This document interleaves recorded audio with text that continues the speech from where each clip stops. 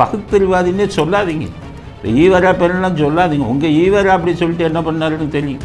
உங்கள் அப்பா பெரிய பகுத்தறிவு பகலவன் பேர் மஞ்சள் துண்டை போட்ட கதை, அவரே ஜோசியம் கற்றுக்கிட்ட கதை, ஜோசியம் பார்த்து இது பண்ண கதை, இது எல்லாமே நாடே தெரியும். திருச்சியே குற்றவாளிகளின் கூடாரம். அதில் எந்த காவல்துறை அதிகாரியும் போய் எந்த நடவடிக்கையும் எடுக்க முடியாது. மனசாட்சிப்படி நீங்கள் நடவடிக்கை எடுக்கணும்னு நினைக்கிறீங்க. நாளைக்கே ட்விட்டரில் மண்ணள்ளுபவர்கள் கள்ளச்சாராயம் காய்ச்சுவர்களும் சேருங்க. ஒட்டுமொத்த டிஎம்கே கூடாரமும் சிற்பம். ஊழல் இல்லாத ஒரு ஆட்சியை ஏற்படுத்த வேண்டும் என்று நினைக்க வேண்டிய ஒரு முதலமைச்சர் ஊழல் பண்ணும் மந்திரிகளுடன் பங்கு போட்டுக் கொள்கிறார். அதற்காக ஊழல் அமைச்சர் செந்தில் பாலாஜி வர காத்துக்கிட்டு இருக்காரு. ஊழலில் குற்றச்சாட்டுக்கு ஆளான பொன்முடியை திருப்பி மந்திரி ஆக்குறாருங்கிறது காலத்தின் கொடுமை.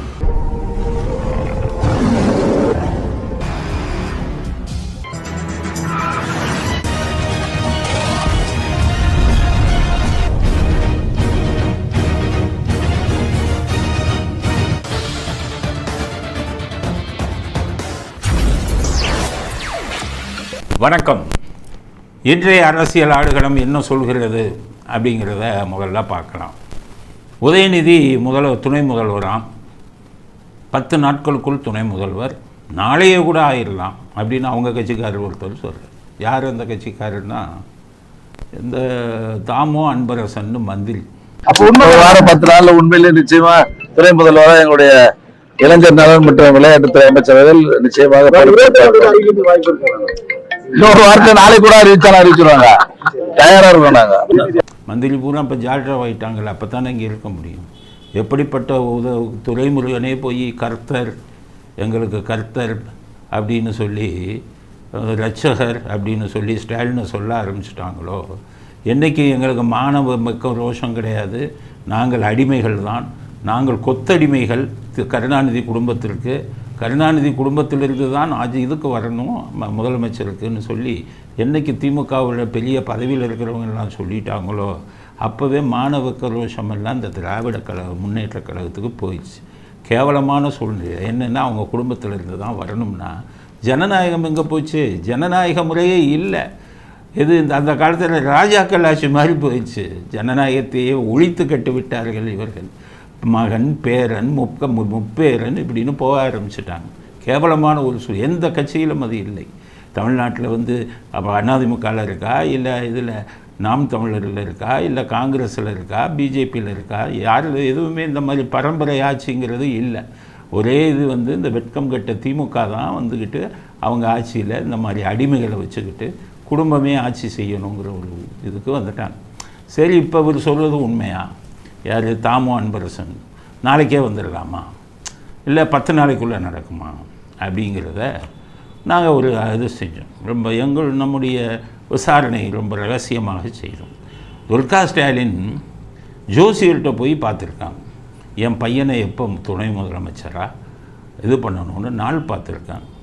அவர் ஜோசியர் என்ன சொல்லிட்டார்? ஆவணி மாதம்தான் சனி சொந்த வீட்டில் ஆட்சியோடு இருக்கான், ஆவணி மாதம் உங்கள் பையன் பதவியே இருக்கணும் அப்படின்னு ஒன்று அவங்க உதயநிதி அவங்க துர்கா ஸ்டாலின் சொல்லியிருக்காங்க.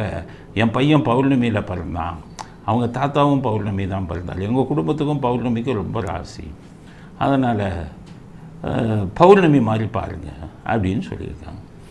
அவர் ஜோசியர் பார்த்தவர் மனசுக்குள்ளே அட பாவிகளா, இவ்வளோ பாவம் செய்கிற நீங்கள் பூரா பௌர்ணமியில் பிறந்து நாட்டை ஆடுறீங்களே, புண்ணியம் செய்கிற பல பேர் கெட்ட நேரத்தில் பிறக்கிறான்னு மனசுக்குள்ளே திட்டிட்டு ஜோசியத்தை பார்த்துட்டு தான் ஆவணி மாதம் பௌர்ணமி அன்னைக்கு 19ஆம் தேதி வருதுமா, அன்னைக்கு வச்சுருங்கன்னு ஒன்று இவங்க போய் ஸ்டாலின்கிட்ட சொன்னாங்க.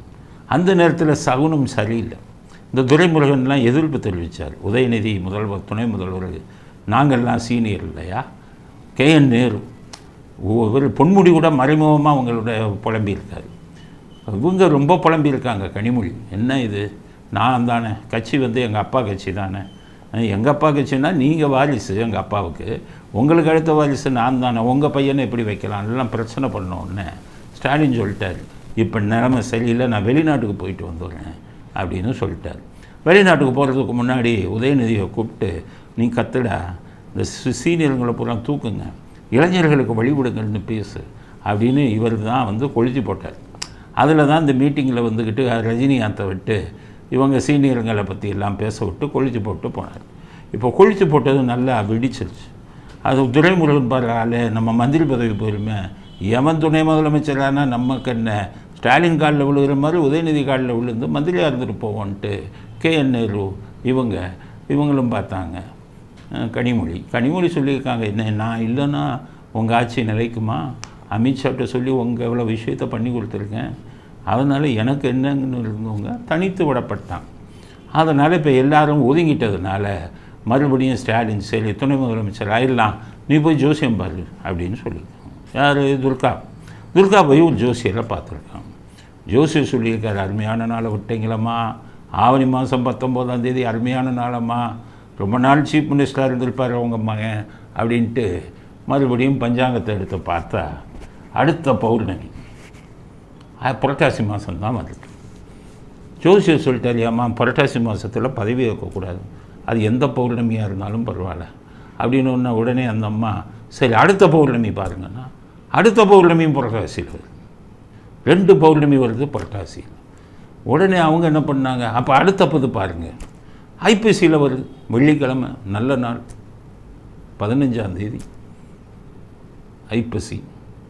உடனே அந்த அம்மா சரி இதில் வச்சுக்கலாமான்னு, இல்லைம்மா சூரியன் நீச்சம்மா, அரசியலுக்கு சூரியன் தான் முக்கியம், சூரியன் நீச்சமாயிட்டான், அதனால் வேறு வழி இல்லை, நீங்கள் வந்து வேறு ஒரு இதுதான் பார்க்கணும் அப்படின்னா. அப்போ அதுக்கடுத்த பௌர்ணமி பாருங்கன்னு சொன்னால் கார்த்திகையில் வருது, டிசம்பர் மாதம் 15ஆம் தேதி கார்த்திகையில் பௌர்ணமி வருது, இதில் நீங்கள் வச்சுக்கலாம் அப்படின்னு சொல்லிட்டாங்க. அதனால் கார்த்திகை மாதம் டிசம்பர் 15ஆம் தேதி ஞாயிற்றுக்கிழமை அன்னைக்கு டிசம்பர் மாதம் 15ஆம் தேதி மிருகசீரிஷம் நட்சத்திரம் வருது. இருந்தாலும் செவ்வாயும் வந்து நாட்டை ஆள்வதற்கு ஒரு பெரியது. அதனால் நீங்கள் முருகரை வர கும்பிட்றீங்க, பகல் 1 மணிக்குள்ளே காலையில் 10க்கு முன்னாடி 8:45 to 9:45 ரொம்ப நல்ல நேரம், அன்னைக்கு நீங்கள் பதவி ஏறுங்கன்னு ஜோசியர் சொல்லிட்டார். அதனால் அந்த அம்மா வந்து ஸ்டாலின்கிட்ட, ஏங்க முன்னாடியெல்லாம் பதவி ஏற்றா போயிடும்னு ஜோசியர் சொல்கிறார், டிசம்பர் மாதம் 15ஆம் தேதி கார்த்திகை பௌர்ணமி அன்றைக்கி தான் கார்த்திகை தீபம், அதனால் அன்றைக்கி வச்சுக்கலாம் அப்படின்னு சொல்லியிருக்காங்களாம். அதனால் இவங்க இந்த எடுமுடிகள்லாம் வந்து இந்த அடிமைகள் கொத்த அடிமைகள்லாம் வந்து நாளைக்கு எடுக்க போகிறாங்க, 15ஆம் தேதி எடுக்க போகிறாங்க, 10 நாள்னு சொல்லிக்கிட்டு இருக்காங்க. ஆனால் ஜோசியர் வேறு மாதிரி சொல்கிறாரு. ஸ்டாலின் வந்து கிச்சன் கேபினெட்டுன்னு சொல்லுதோ அதான் கேட்பார், ஜோசியம் பார்த்து தான். அவர் பதவி எடுத்ததும் துர்கா ஸ்டாலின் ஜோசியர் பார்த்து தான் பண்ணாங்க. அவங்க தான் திருப்பதியில் வந்து பூஜைக்கெல்லாம் ரெடி பண்ணி பிரசாதத்தை கொண்டாந்து கொடுத்தாங்க. அதனால் அவங்க நில்லுன்னா நிற்பார், உட்காருனா உட்காருவார், பொம்மை முதல்வர். அதனால் இப்போ வந்து கார்த்திகை மாதம் பௌர்ணமிக்கு இவங்க பதவி ஏற்கலாம் அப்படின்னு ஜோசியர் சொல்லியிருக்காரு. ஆனால் இந்த கூட்டம் இன்னும் அதுவரை காத்திருக்குமா? ஏன்னா ஒரு காலத்தில் இந்த கூட்டம் ராகு காலத்தில் தான் போய் பதவி ஏற்பான், ராகு காலத்தில் தான் போய் இது எம்எல்ஏக்கு இது நாமினேஷன் போடுவான், இப்போ எம்பிக்கு போட்டு என்ன சொல்லுவான், பார்த்தியா நான் ராகு காலத்தில் போட்டேன் ஜெயிச்சிட்டேன்னுலாம் கிண்டல் அடிப்பான். ஆனால் அப்படி கிண்டல் அடித்த இந்த திராவிட மாடல் வெக்கம் இல்லாமல் மான ரோஷம் இல்லாமல் பஞ்சாங்கத்தை பார்த்து நல்ல நாள் நல்ல நேரம் நட்சத்திரம் பௌர்ணமி இப்படி பார்த்து பதவி இருக்கிறாங்களே. அதனால் வெக்கம்ங்கிறது உங்களுக்கு இல்லை. பகுத்தறிவாதின்னே சொல்லாதீங்க, ஈவரா பேரெல்லாம் சொல்லாதீங்க. உங்கள் ஈவரா அப்படி சொல்லிட்டு என்ன பண்ணாருன்னு தெரியும். உங்கள் அப்பா பெரிய பகுத்தறிவு பகலவன் பேர் மஞ்சள் துண்டை போட்ட கதை, அவரே ஜோசியம் கற்றுக்கிட்ட கதை, ஜோசியம் பார்த்து இது பண்ண கதை, அது எல்லாமே நாடே தெரியும். அவர் கிரகங்களோடே விளையாண்டார். உங்கள் அப்பா இருக்கார கனிமொழிக்கு வந்து கன்னிராசி, கனிமொழிக்கு வந்து 7ஆம் நாட்டு சனி வந்தது. ஜோசியர் இவருக்கு தெரியும் 7ஆம் நாட்டு சனி வந்துட்டான், பொண்ணு வந்து ஜெயிலுக்கு போவாங்களே அப்படின்னு. ஜோசியரை ரகசியமாக கூப்பிட்டு கேட்டார் கருணாநிதி, கொஞ்சம் ஜாக்கிரதையாக இருக்கணுங்க, கன்னிராசி 7ஆம் நாட்டு சனி ஓடுறான்னாரு. உடனே அப்படியே இது பண்ணி மக்களை ஏமாத்தின மாதிரி இந்த சனியவே ஏமாற்றலான்னு ஒரு ஐடியா பண்ணார். யார்? கருணாநிதி. என்ன பண்ணாருன்னா, கனிமொழியை கூப்பிட்டையோ அவர் ஜோசியரை கூப்பிட்டையோ ஜெயிலுக்கு தானே போகும்னு அந்த 7 நாட்டில் இருக்குது, நான் வேறு வழி பண்ணுறேன்னு கனிமொழியை கூப்பிட்டு இலங்கை தமிழர்களுக்கு ஆதரவாக நீ ஒரு போராட்டம் நடத்தினார். அந்தம்மா போய் எதுக்கு அப்பா சொல்கிறாரு தெரியல, இலங்கை தமிழர்களுக்கு ஆதரவாக போய் போராட்டம் நடத்தினாங்க. போலீஸை கூப்பிட்டு என் பொண்ணை அரெஸ்ட் பண்ணுங்க, ஆனால் ஜெயிலுக்கு அனுப்பாதீங்க, போலீஸ் ஸ்டேஷன்லேயே அரெஸ்ட்டுன்னு சொல்லி வைங்க, காலையிலேருந்து சாயங்காலம் வரை வைங்கன்னு. அந்த அம்மாவை அரெஸ்ட் பண்ணி போலீஸில் வச்சாங்க. காலையிலேருந்து சாயங்காலம் வரை இருந்த உடனே ரிலீஸ் பண்ணிடுங்கன்னு ஜோசியரை கூப்பிட்டு சொன்னார். ஜோசியரே, 7 நாட்டு சனியில் பொண்ணு ஜெயிலுக்கு போவான்னு தானே சொன்னீங்க, ஜெயிலுக்கு போயிட்டா. காலையிலேருந்து சாயங்காலம் வரை போலீஸில் இருந்துட்டான். அவர் சொல்லிக்குவார், சுவாமி இதுக்கு பேர் ஜெயிலு கிடையாது சுவாமி, சனியை பற்றி உங்களுக்கு தெரியாது. அவர் சொல்லியிருக்கார், சனி எனக்கு உச்சம்யா, சனியை பற்றி எனக்கு தெரியாதுண்ணா. அது வேறு, உங்கள் ஜாதகம் வேறு, சனியுடைய ஒரிஜினலுக்காக தான் உங்களுக்கு தெரியாது, இருந்தாலும் நீங்கள் உங்களை நம்பிக்கையில் செஞ்சுருக்கீங்கன்ட்டு அப்படி சனியை ஏமாத்தினார். யார்? பகுத்தறிவாதி கருணாநிதி. கடைசி 2Gயில் மாட்டி திகார் ஜெயிலில் அந்த அம்மா போய் ஜெயிலில் இருந்தார். சனி வேலையை காமிச்சிட்டார். அரசியல்வாதி இப்படி பண்ணுறான். இந்த அரசியல்வாதி பண்ணதை ஏற்கனவே புராணங்கள்லேயே இருக்குது. ராவணன் இப்படி பண்ணான், இப்போ கருணாநிதி பண்ண மாதிரி, இப்போ ஸ்டாலின் பண்ணுற மாதிரி. ராவணனுக்கு இவங்க மண்டோதரி மனைவி கர்ப்பமாக இருந்தாங்க. அப்போ என்ன ஜோசியம் இதெல்லாம் பார்த்தாரு. ஆண் குழந்தை பிறக்கும்னு கண்டுபிடிச்சிட்டாரு. ஏன்னா ராவணன் ஈசபக்தன், அவருக்கே நிறையா சக்திகள்லாம் உண்டு. ராவணனை என்ன பண்ணிட்டாரு, சரி நமக்கு குழந்தை பிறக்க போகுது, இவன் இந்தியாவை, அதாவது இந்த நாட்டையே ஆளணும், மிகவும் சக்தி வாய்ந்தவனாக இருக்கணும், இவனுக்கு மரணம் என்பதே இருக்கக்கூடாது. யார் இப்போ இவர் ஸ்டாலின் உதயநிதிக்கு பண்ணுறாங்களே பௌர்ணமி, இதெல்லாம் பார்த்து பண்ணுறாங்களே, அது மாதிரி ராவணன் பண்ணி. அப்போ என்ன பண்ணான், ராவணனுக்கு ரொம்ப சக்தி, கிரகங்களை பூரா கூப்பிட்டான். எல்லாம் நான் சொல்கிற இடத்துல தான் இருக்கணும், தொலைச்சி போயிடும். இது நான் இப்போ கற்பனையாக சொல்ல, புராணங்களில் இருக்குது. நான் சொல்கிற இடத்துல தான் நிற்கணும், தொலைச்சிருவேன். அதில் சனி மட்டும் தகராறு பண்ணார். நீ என்ன சொல்லி நான் நிற்கிறது, நான் கிரகம், நீ மனுஷன், நான் ஈசனின் வரம் பெற்றவன், சொன்னாக்கள் இங்கே இந்த வீட்டில் தான் நீ இருக்கணும் அப்படின்னு ஒவ்வொரு கிரகத்தையும் அரட்டி அப்படியே வச்சுட்டார். குழந்தை இப்போ பிறக்கிற வரை நீ அந்த இதை விட்டு பண்ணக்கூடாது. அந்த கிரகங்கள் அங்கே இருந்தால் ராவணின் மகன் இந்திரஜித்துக்கு மரணமே இருந்திருக்காது அப்படின்னு அந்த புராணம் சொல்லுது. அது மாதிரி பண்ணார் இன்றைக்கி ஸ்டாலின் பண்ணுற மாதிரி. அப்போ என்ன ஆச்சுன்னு கேட்டிங்கன்னா, கடைசி நேரத்தில் ராவணனுக்கு மகன் பிறக்கும்போது சனி பகவான் உடனே அடுத்த வீட்டில் மாறிட்டார். யாரும் எதிர்பார்க்காம, அதாவது இந்த வக்கிரகமான மாதிரி அப்படியே இன்னொரு வீட்டுக்கு போனார். இன்னொரு வீட்டுக்கு போகும்போது பையன் பிறக்கிறான். ஆக ராவணன் கொண்ட இது பண்ணி எல்லாம் சாஸ்திரம் அவன் பண்ணின இதெல்லாம் சுக்குநூறாக போயிடுச்சு. அந்த சனி மாறினதுனால இந்திரஜித் மரணமடைவான்கிறது விதியாச்சு. அப்போ தான் சனியவே ராவணன் ஆயுதத்தால் வெட்டினான். அதனால் தான் சனிக்கு ஒரு காலே போயிடுச்சு. சனி ஒரு மாற்றுத்திறனாளின்னு எல்லாம் அந்த இதில் வருது. இது எந்த அளவுக்கு உண்மையாக நம்ப முடியுமா இல்லை, ஆனால் அது சொல்கிறது அதுதான். எதுக்குன்னா அந்த ஸ்டாலின் பண்ணுற வேலை இன்றைக்கி ராவணன் பண்ணியிருக்கான். அவர் பையனை காப்பாற்றணும்னு சொல்லி இந்த வேலை பண்ணியிருக்கான். கருணாநிதி பண்ணார் பாருங்கள், கனிமொழியை காப்பாற்றணும். அந்த குடும்பமே இப்படி, ஏன்னா இது எல்லாத்தையும் விட இவங்க பெரியார், கிரகங்களை வச்சு ஏமாற்றணும்னு அப்படி ஏமாற்றி இப்போ நல்ல நேரம் பார்த்து இதெல்லாம் பண்ணிக்கிட்டு இருக்காங்க. ஆனால் நான் சொல்கிறேன், இந்திரஜித்துக்கு ஏற்பட்ட அந்த மாதிரி உங்கள் மனதை மாற்றி ஒரு கெட்ட நாளில் நீங்கள் அவரை பதவி ஏற்க வைப்பீங்கிறது தான் என்ன இறைவன் வைத்து விடுவான். அப்போ தான் வருங்காலத்தில் தமிழ்நாடு தப்பும். உங்களை மாதிரி உங்கள் பையனும் 10 வருஷம்னு கூத்தடித்தா தமிழ்நாடு என்ன ஆகும்? அதனால் ஜோசியத்தை பார்த்து கொண்டு இருக்கிறார்கள் துணை முதலமைச்சர் பதவியை உதயநிதிக்கு கொடுப்பதற்காக. அதனால் இறை சக்தி உங்கள் மனசை மாற்றி சரியான கெட்ட நேரத்தில் தான் நீங்கள் பதவி ஏற்பீங்க அப்படிங்கிறது என்னுடைய நம்பிக்கை. அப்படிங்கிற கருத்தை முதல் கருத்தாக பதிவு செய்ய விரும்புகிறேன். அடுத்த செய்தி வந்திருக்கிறது என்னென்னா, திமுக அவங்க எல்லாத்துக்கும் தெரியும், பவழ விழா மாநாடு நடத்தினாங்க. இந்த இதெல்லாம் உங்கள்கிட்ட ஏற்கனவே வீடியோலாம் போட்டோம். வாழை மரத்துக்கெல்லாம் போலீஸ் பாதுகாப்பு, சேருக்கெல்லாம் போலீஸ் பாதுகாப்பு எல்லாம் எப்படி போட்டாங்க, ஒவ்வொருவரையும் எப்படி காலில் விழுந்தாங்க, எல்லா வீடியோவும் போட்டோம். இப்போ இதுக்கப்புறம் பார்த்திங்கன்னா கூட்டணி கட்சிகளுக்கெல்லாம் கோவம் வந்துச்சு. அவன்லாம் என்ன பண்ணான், ஸ்டாலின்கிட்ட போய், ஐயா நீங்கள் மட்டும் பவழ விழா நடத்திக்கிட்டீங்களே, நாங்களும் தானே சேர்ந்து உங்களை முதலமைச்சராக்கணும், எங்களுக்கு மரியாதை கொடுக்கலையே, எங்களுக்கு அழைப்புதல் கொடுக்கலையே, இந்த திருமாவாச்சும் விருப்பம் இருந்தால் கலந்து கொள்ளலாம்னாரு, நீங்கள் அதை கூட சொல்லலையே அப்படின்னு சொல்லி போய் சொன்னாங்களாம். திருமாவளவனும் கோச்சிக்கிட்டாராம், நான்லாம் உங்களை நேரடியாக கூப்பிட்டேன் என்னுடைய மாநாடுக்கு, நீங்கள் கூப்பிடலையே அப்படின்னு. ஸ்டாலின் இது கூப்பிடலன்னா உள்ளுக்குள்ளே கண்டபடி நம்ம வர்றவன் பூரா கேவலப்படுத்தினான். எந்த வீடியோவும் போகக்கூடாது, எந்த கட்சிக்காரனும் உள்ளே வர வேணாம், நமக்குள்ளேயே நடத்திக்கணும் தான் நடத்தினார். ஆனால் எல்லாம் கோவிச்சுக்கிட்டாங்கன்னு ஸ்டாலின் சொல்லிட்டாரான். நீங்கள் கவலைப்படாதீங்க. இன்னொரு மாநாடு, இன்னொரு பொதுக்கூட்டம் நடத்திடலாம்.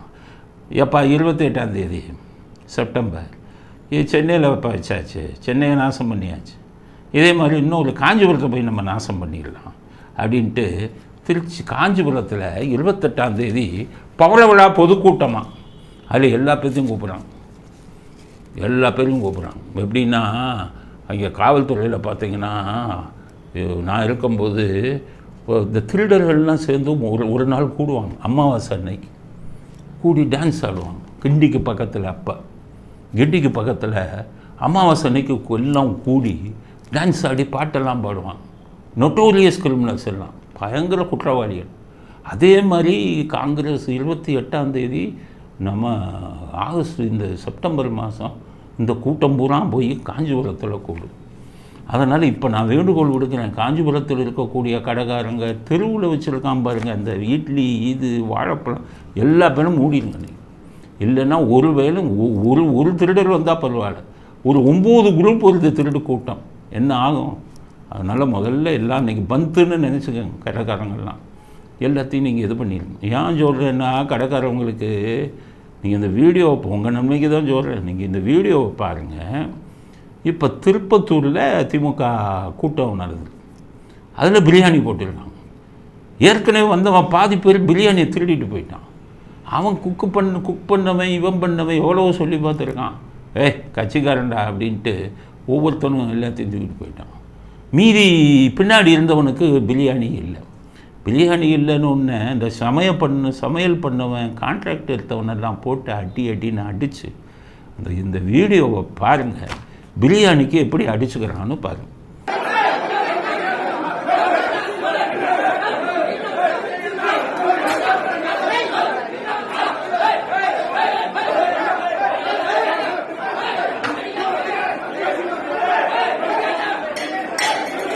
அதனால் இந்த வீடியோவை பார்த்துட்டீங்க, பிரியாணிக்கு என்ன அடி அடிக்கிறான்னு தெரிஞ்சுக்கிட்டீங்க.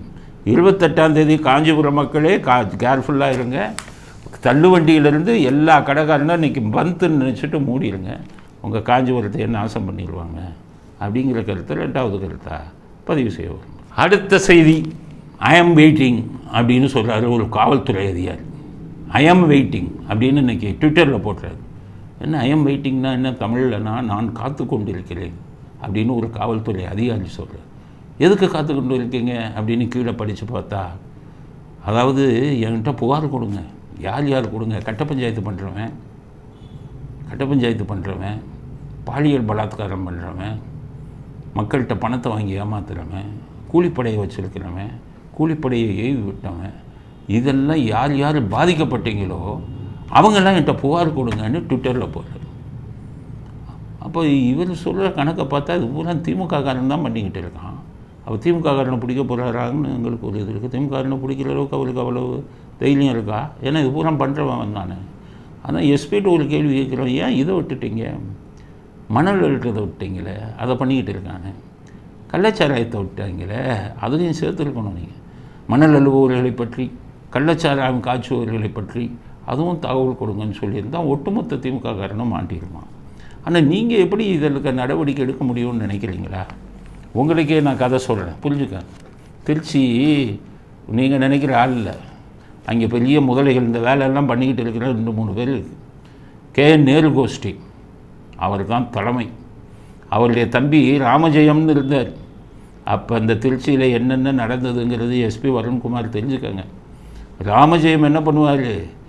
கட்ட பஞ்சாயத்து ஒரு பணம் கொடுக்குறவனை கூட்டிகிட்டு போய் பங்களாவில் வைப்பார். இன்ஸ்பெக்டர் அங்கே வரணும், இன்ஸ்பெக்டர் முன்னாடியே இவங்க ஆளுங்க உதப்பாங்க. அநியாயம், அட்டூழியம், பாலியல் பலாத்காரத்தில் அவரை மிஞ்சவே முடியாது. கட்ட பஞ்சாயத்து எல்லாம் பண்ணிக்கிட்டு இருந்தார். மற்றவன் நிலத்தை அபகரிக்கிறது எஸ்பி வருண்குமார் இப்போ சொன்ன அத்தனையும் செய்து கொண்டிருந்தார்.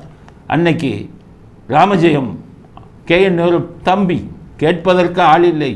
கமிஷனரே பயப்படுவார், city police commissioner, Trichy commissioner. அதனால் நீங்கள் இவ்வளவு தைரியமாக சொல்கிறீங்களே, அங்கே வந்து ஒரு பெரிய முதல்ல உட்காந்துருக்க KN நேரு, நீங்கள் சொல்கிறதெல்லாம் அவங்க குரூப்பு தானே செய்யுது, அவங்களுடைய கூட்டு தானே, அவங்களுடைய கட்சி ஆளுங்க தானே செய்கிறாங்க. அதை மீறி நடவடிக்கை எடுக்க முடியுமா? உங்களுக்கு பழைய கதை செய்யலை தெரியல, புதுசாக முடிச்சு வந்திருக்கீங்கன்னு நினைக்கிறேன். உங்கள் எண்ணம் நல்ல எண்ணம் தான், நீங்கள் நல்லது செய்யணும்னு நினைக்கிறீங்க. ஆனால் அந்த கூட்டமும் உங்களை விடாத. அது ஒரு ஆள் தான் இருக்காரா, அவருக்கு எதிராக ஒரு கூட்டம், அன்பில் மகேஷ். இதில் ஒரு இந்த வேலை செய்கிறவங்கெல்லாம் அவர்கிட்ட இருக்கார். அவர் உதயநிதி ரசிகர் மன்ற தலைவர். அதில் ஒரு குரூப் இருக்குது இந்த வேலை பண்ணுறதெல்லாம். அதுக்கடுத்தது அங்கே இன்னொருத்தர் இருக்கார், திருச்சி சிவானு, அது ஒரு கூட்டம் இருக்குது. ஸோ திருச்சியே குற்றவாளிகளின் கூடாரம். அதில் எந்த காவல்துறை அதிகாரியும் போய் எந்த நடவடிக்கையும் எடுக்க முடியாது. மனசாட்சிப்படி நீங்கள் நடவடிக்கை எடுக்கணும்னு நினைக்கிறீங்க. நாளைக்கே ட்விட்டரில் மண்ணள்ளுபவர்கள் கள்ளச்சாராயம் காய்ச்சுவர்களுங்கிறதையும் சேருங்க. ஒட்டுமொத்த டிஎம்கே கூடாரமும் சிக்கும்.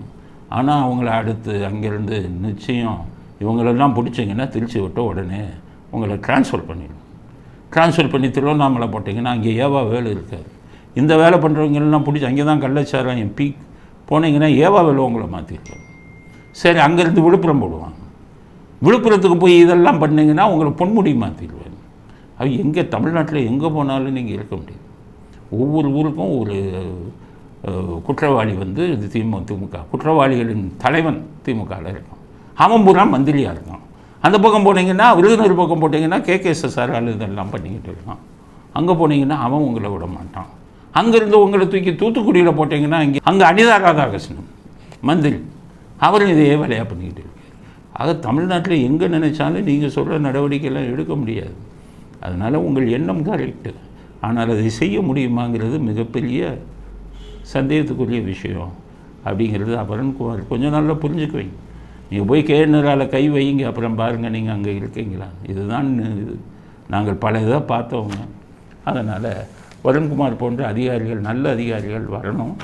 ஆனால் அவர்கள் செய்ததை, அவர்கள் நினைப்பதை தமிழ்நாட்டில் திராவிட முன்னேற்றக் கழகமும் ஸ்டாலினும் இருக்கும் வரை நடத்த முடியாது அப்படிங்கிறது தான் அப்பட்டமான உண்மை.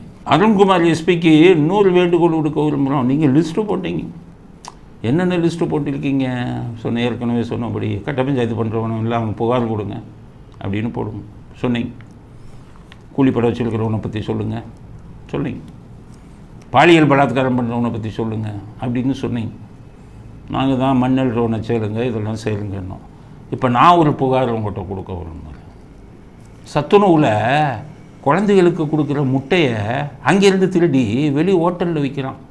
இந்த வீடியோவை பாருங்கள். மேலே அப்படியே வைங்க.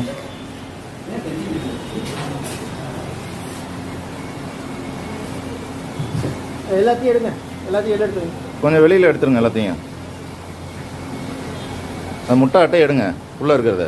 இந்த வீடியோவில் சத்துணவில் போட வேண்டிய முட்டைகள் பூரா வெளி மார்க்கெட்டுக்கு அந்த ஒரு கூட்டம் கொள்ளையடித்து அந்த முட்டை பூரா ஹோட்டலில் போய் விற்கப்படும். அப்போ இதே மாதிரி காய்கறி, அப்போ இவர் ஸ்டாலின் ரொம்ப பெருமையாக சொல்லிக்கிறார். எப்படின்னு கேட்டிங்கன்னா, உலகத்திலே சிற்றுண்டி குழந்தைகளுக்கு கொடுத்த முதல் ஆளே எங்கள் அப்பா தான் அப்படின்னு சொன்னோம். அதுக்கு நாங்களே சொன்ன ஏற்கனவே நிறைய நாடுகளில் கொண்டு வந்துட்டாங்க. இல்லை எங்கள் அப்பா தான். உதயநிதிக்கு சொல்கிறேன், உலகத்திலேயே குழந்தைகளுக்கு கொடுக்குற உணவில் ஊழல் பண்ண ஒரே ஆள் உங்கள் அப்பா தான். இப்போ பாருங்கள், சத்துணவில் இருக்கிறது பூரா மார்க்கெட்டுக்கு போகுது. சத்துணவுக்கு கொடுக்குற அரிசியில் எவ்வளோ வெளி மார்க்கெட்டில் விற்கிது, காய்கறியில் எவ்வளோ வெளி மார்க்கெட்டுக்கு போகுதுங்கிறத எஸ்பி அருண்குமார் நடவடிக்கை எடுக்கணும். இந்த புகாரை நான் இது மூலமாக இந்த வீடியோ காமிச்சு கொடுக்குறேன். இந்த வீடியோ இதில் வந்திருக்கு. இந்த வீடியோ காமிச்சு கொடுக்குறேன்.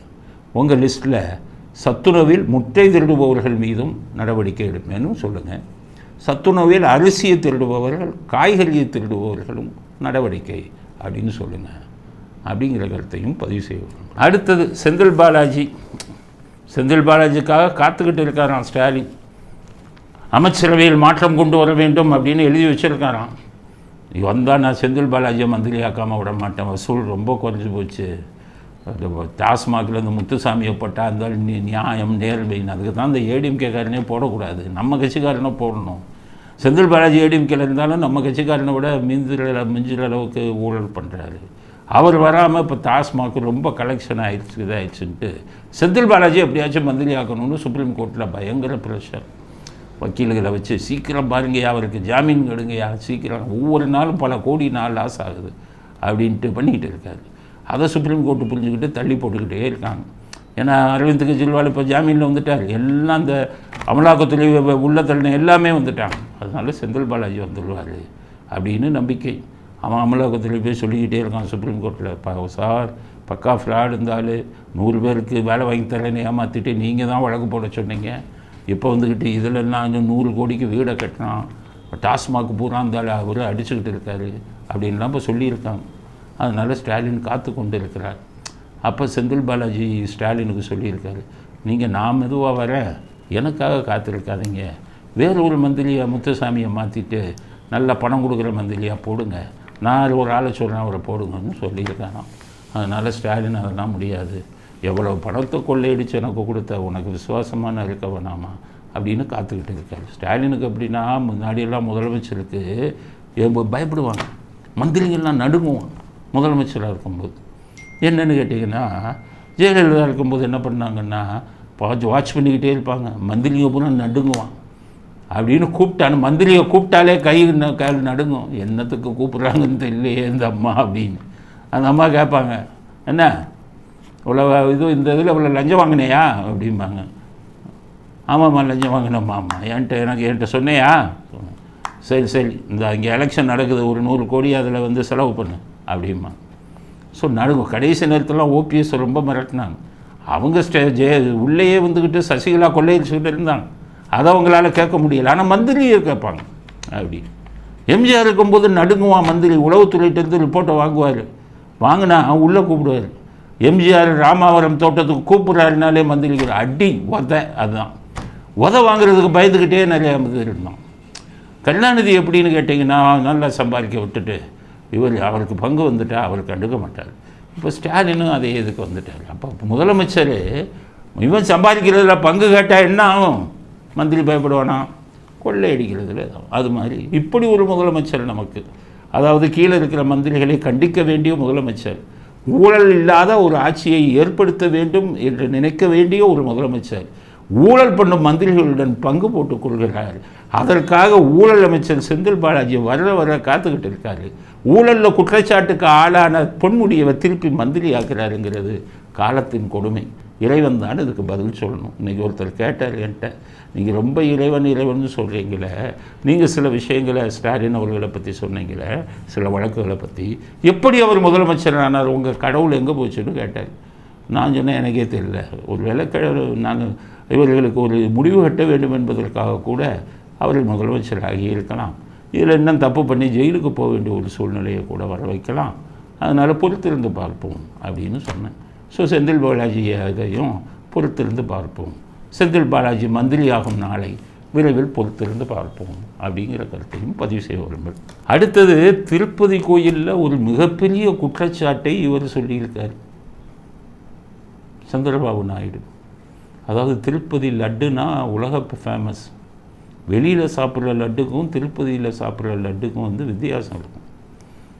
வெளியில் சாப்பிட்ற லட்டுலெல்லாம் பார்த்திங்கன்னா அவ்வளவு தரமாக இருக்காது, நெய் எல்லாம் அதிகம் இருக்காது, இனிப்பு ஒரிஜினலாக இருக்காது. அதனால் திருப்பதியில் கொடுக்குற லட்டை 50 ரூபான்னு சொன்னாலும் 100 ரூபா சொன்னாலும் போட்டு வாங்குவாங்க. திருப்பதியில் லட்டு 2க்கு மேலே கொடுக்க மாட்டாங்க, ஏன்னா அவ்வளவு தரம் வாய்ந்த லட்டு. முன்னாடி என்டி ராமராவ் இருந்தார், அடுத்து சந்திரபாபு நாயுடு இருந்தார். எந்த முதலமைச்சராக இருந்தபோதும் திருப்பதியை தெய்வத்தின் சன்னதி, அதில் ஊழல் பண்ணுறதுலாம் பயப்படுவாங்க. உண்டியலில் காசு எடுத்தவன்லாம் நாசமாக போயிட்டான். திருப்பதியில் பார்த்திங்கன்னா நான் வெஜிடேரியன் ஹோட்டலே இருக்காது, அசைவ ஹோட்டலே இருக்காது. அது ஒரு தனி நகரம், போப்புக்கு இருக்கிற மாதிரி, வாட்டிக்கான்னு போப்புக்கு இருக்கிற மாதிரி அது ஒரு தனி நகரம். வெளியில் லாட்ஜுக்கும் இருக்காது, ஹோட்டல் நான் வெஜிடேரியன் கிடையாது, சைவம் மட்டும்தான். இப்படி வச்சுருந்ததில் ஜெகன்மோகன் ரெட்டிங்கிற ஆள் முதலமைச்சராக இருக்கும்போது லட்டில் மாட்டு கொழுப்பை சேர்த்துருக்காங்க, நெய்யுக்கு பதிலாக மீன் எண்ணெயே சேர்த்துருக்காங்க நெய்யுக்கு பதிலாக. ஆக கோடிக்கணக்கான பேர் வெஜிடேரியன் ஆளுங்க, பிராமணர்கள், அசைவம் சாப்பிடாத அத்தனை பேரும் இந்த ஜெகன்மோகன் ரெட்டி இருந்த 5 வருஷத்தில் வெறும் மாட்டு கொழுப்பையும் மீன் எண்ணெயும் கலந்த லட்டுகளை சாப்பிட்டுட்டு இருந்திருக்காங்க. சந்திரபாபு நாயுடு இதை குற்றச்சாட்டாக சொன்னார். சொல்லிவிட்டு அதுக்கப்புறம் அதை ஆய்வுக்கு அனுப்பினாங்க. ஆய்வில் சொல்லிடுச்சு, திருப்பதி லட்டில் மாட்டு கொழுப்பும் மீன் எண்ணெயும் சேர்த்தது உண்மைன்னு வந்துடுச்சு. எவ்வளவு பெரிய இது பாருங்கள். அதாவது இது வந்து சாதாரணமாக நடந்திருந்தால் நம்ம இந்த தவறை பெருசாக எடுத்துக்க மாட்டாங்க. ஏன்னா ஏதோ ஊழல் நடந்திருக்கு, உள்ளே இருக்கிறவன் எதுக்கோ பண்ணியிருக்கான், நெய்யை விட இது கொஞ்சம் சீப்பாக கிடைக்கும், பணம் சம்பாதிக்கலாம்னு பண்ணியிருக்கான் அப்படின்னு சாதாரணமாக நம்ம நினைக்கலாம் எவனும். ஆனால் ஜெகன்மோகன் ரெட்டி ஒரு கிறிஸ்தவ மதத்தை சேர்ந்தவர். கிறிஸ்தவ மதத்தை சேர்ந்தவங்க இருக்கிறது ஒன்றும் தப்பு இல்லை. வெள்ளைக்காரன் இருக்கும்போது நம்ம கோயில்களை அவ்வளோ மதித்தான். இஸ்லாமிய மன்னர்கள் மாதிரி கோயிலை இடிக்கலை வெள்ளைக்காரன், அவன் மதித்தான், பயப்படுவான் கடவுளுக்கு. அதையும் ஒரு இது அது பண்ணுங்க. ஏன்னா ஜீசஸுடைய தத்துவமே தப்பு செஞ்சால் உள்ளே வந்து மன்னிப்பு கேட்கணும்னு சொன்னது ஜீசஸ். பாவ மன்னிப்பு கேட்கணுங்க. இந்த மாதிரி விஷயங்களை உண்மையான கிறிஸ்தவர்கள் செய்ய மாட்டாங்க. ஆனால் இந்த ஜெகன்மோகன் ரெட்டி ஒரு மதத்தின் அடிப்படையில் அந்த இந்து மதக்கதில் வந்து அது மிகப்பெரிய அளவில் அந்த கோயில் வந்து பேர் வாங்குது. அங்கே போய் இந்த மாதிரி விஷயத்தை செய்யணும்னு ஒரு திட்டமிட்டு செஞ்சுருந்தாருன்னா அவரை வந்துக்கிட்டு சாதாரணமாக விடக்கூடாது, கைது பண்ணி அவரை ஜெயிலில் அடைக்கணும். அதுக்கான விஷயத்தை வந்து சந்திரபாபு நாயுடு பண்ணணும். ஒரு மதத்தை இழிவுபடுத்தக்கூடிய நோக்கத்துடன் ஜெகன்மோகன் ரெட்டி செய்திருப்பாரோங்கிற சந்தேகம் வருது, எங்களுக்கு வருது. அதனால் இந்த விஷயத்தை சந்திரபாபு நாயுடு பெருசாக எடுத்து இது வந்து நிரூபிக்கப்படும் பட்சத்தில் அதில் ஜெகன்மோகன் ரெட்டிக்கு பங்கு இருக்கிறதாகிறதையும் விசாரித்து, அப்படி பங்கு இருக்கும் பட்சத்தில் ஒரு மதங்களை இழிவுபடுத்தும் நோக்கத்துடன் அவர் செய்திருக்கும் பட்சத்தில் அவருக்கு தக்க தண்டனை வாங்கி அவரை சிறைக்குள் தள்ள வேண்டும் அப்படிங்கிற கோரிக்கையும் சந்திரபாபு நாயுடு அவர்களுக்கு நாங்கள் விடுக்க விரும்புகிறோம். மோடிக்கும் சொல்கிறேன், நீங்கள் எல்லாம் சாமி சாமின்னு சொல்லிக்கிட்டு இருக்கீங்க, நீங்களே திருப்பதிக்கெல்லாம் போய் கும்பிட்டுட்டு வந்தீங்கல்ல, இது சாதாரண விஷயம் அல்ல. இதில் மிக கடுமையான நடவடிக்கையை மோடி அவர்கள் சந்திரபாபு நாயுடு சொல்லி எடுக்கணும் அப்படிங்கிற கருத்தையும் பதிவு செய்வார்கள். இத்துடன் இன்றைய அரசியல் ஆடுகளம் நிறைவு பெறுகிறது. மீண்டும் நாளை புதிய செய்திகளுடன் உங்களை சந்திக்கிறோம். நன்றி, வணக்கம், ஜெயந்த்.